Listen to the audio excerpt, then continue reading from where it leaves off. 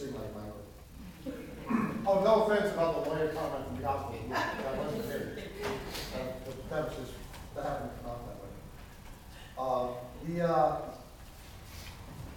Coming to the scripture this morning and considering all that there is to consider on a weekend such as this, I have to admit that my struggle began way back when I was, a wee lad.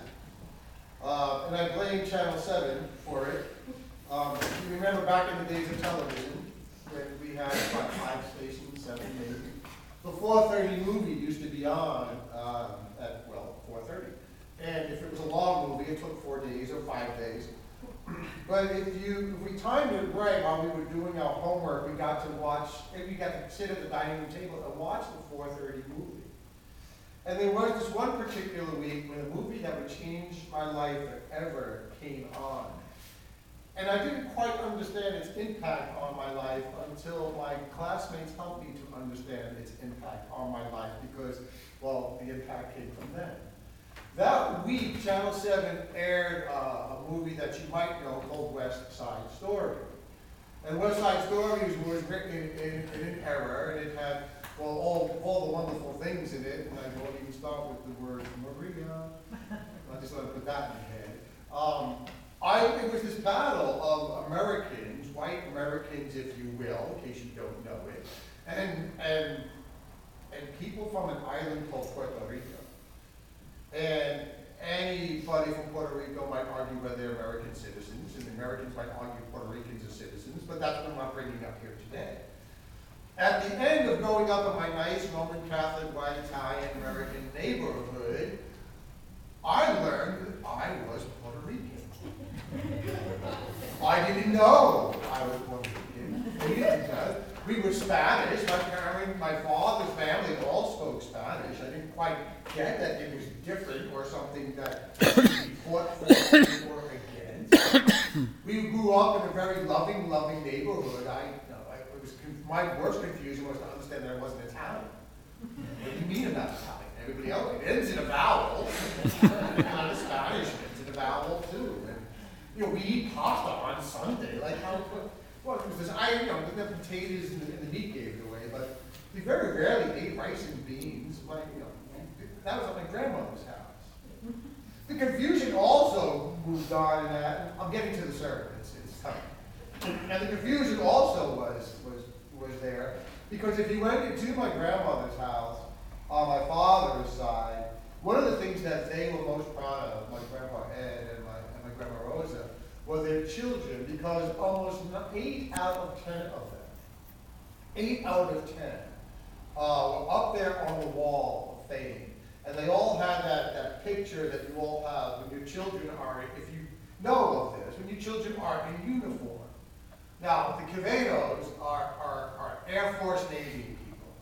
And you see each and every one of the kids on the wall in either their Air Force uniforms or their Navy uniform. My uncle Nelson refuses to retire from the Air Force until they kick him out.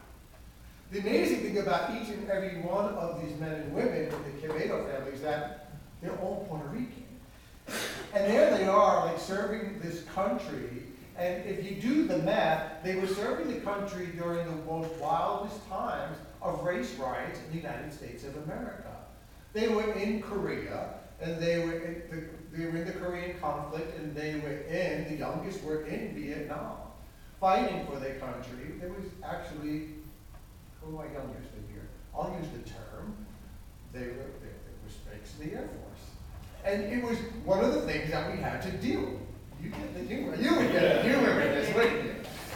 So I learned the hard way, and then I learned, it was very young, and I heard something that went into my being, and I couldn't understand it, and I heard it about 6 years ago. When I was counseling somebody, we were talking about those people.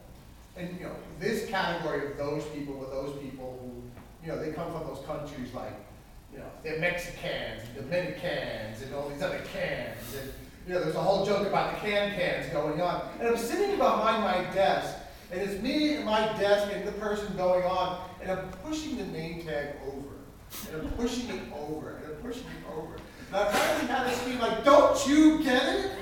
I'm Puerto Rican. And the answer was, oh, but Reverend Paul, you're one of the good ones. I almost lost my mind. And I turned around, and it just got me back to like arguing with Danny Palmieri in 6th grade, and I'm 5th grade, wherever it was, and I was one of the, what the heck did that mean? I was one of the good ones, and who are you to tell me that I'm one of the good ones? It was, I'm going to tell you, there was a person in the congregation, and I'm telling you, I bit my lip. It was like a pit bull biting. I had to go to the dentist. I lost my jaw. It was like, what do you mean I'm one of the good ones? And where did that mentality come from? Now that happened somewhere else, not here. So I'm not preaching to anybody in here, but you might know people who might use those terms. If you do, use some of this material if you choose to, okay? If you hear people talk about one of the good ones, or things like that, as if people that were good of a particular race or creed or belief, that the whole thing is bad, and there just happens to be one good one. And I pondered this back and forth as I read the Bible from end to end, and it brought me way back into the beginning. Into the beginning when God first started creating the world. And it's amazing the stories of the Bible. When we hit the, remember last week when we did headbands, Bible headbands?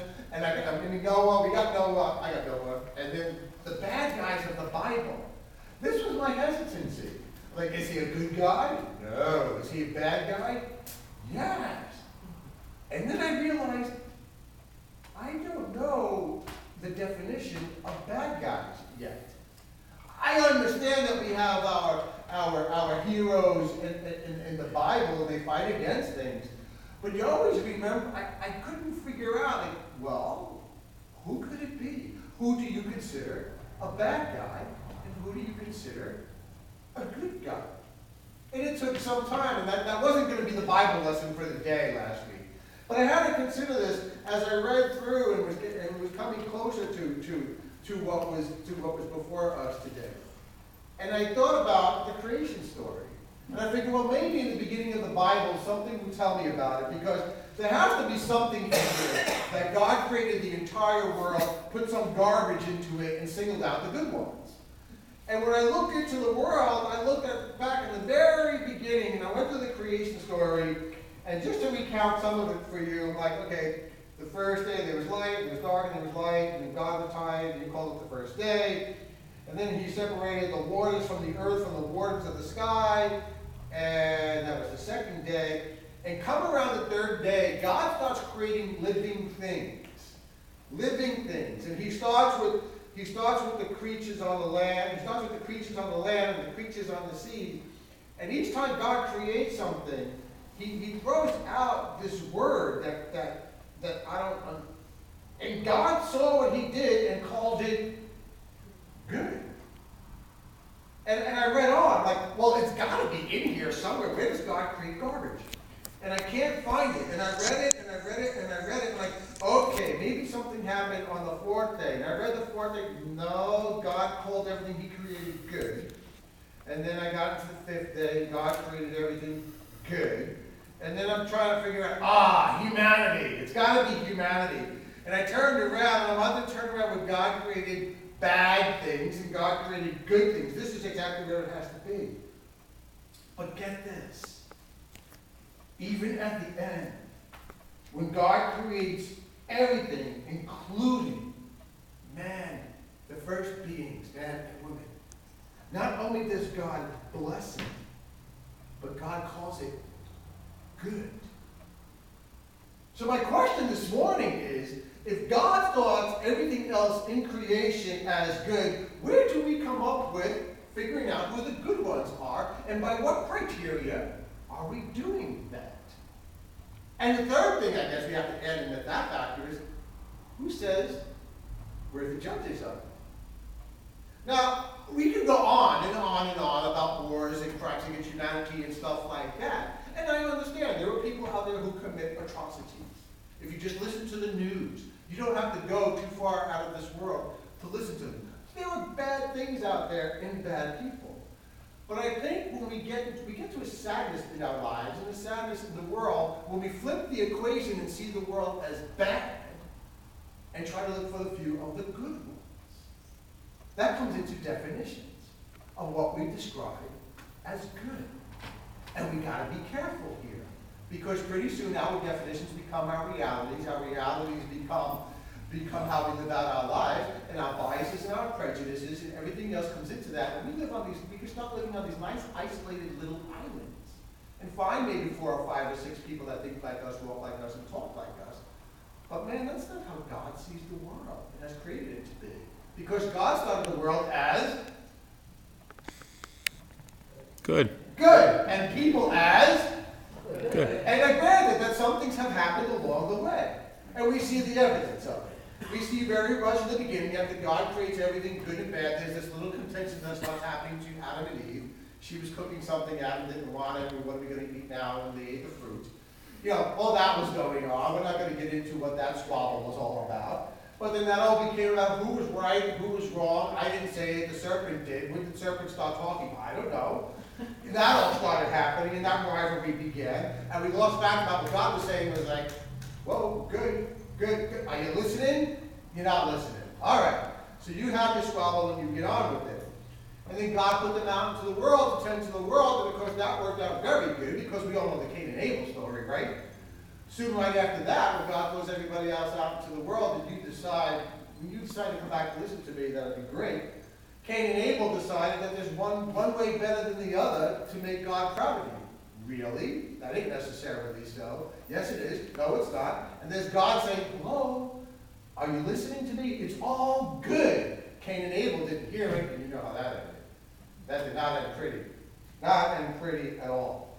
And so it goes on. The rest of the Bible story keeps telling us that when we go on with our own sense of what good and bad are in the world, and we don't listen to God for the answer, wild and amazing things happen.